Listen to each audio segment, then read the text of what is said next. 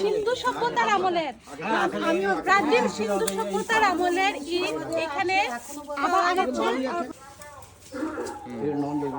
নিদর্শন পাওয়া গেছে। এখানে আমরা সবাই এসেছি, এখানে অনেকজন সবাই কবি, সাহিত্যিক, লেখক বিভিন্ন জায়গা থেকে আগরতলা এবং পশ্চিমবঙ্গ থেকে আমরা দেখলে বুঝতে পারি মানে এগুলি যে প্রাচীন এক কোণে প্রাচীন, যে কারণ এক কোণের এখন সাইজ দেখলে সত্যি জয়রাম জয়রাম জয়রাম এগুলি সিন্ধু সভ্যতার আমল। এখানে নিদর্শন পাওয়া গেছে কালাছড়াতে।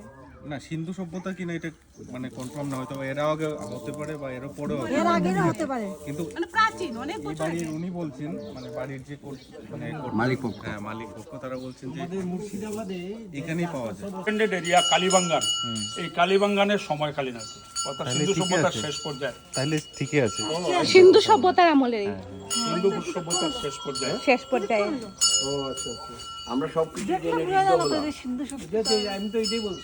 দেখলে বোঝা যায় না ঋদ্ধ হয়ে ঋদ্ধ হলাম ঋদ্ধ হয়ে ঋদ্ধ এটার উপরে আমার অনেকগুলো লেখা আছে।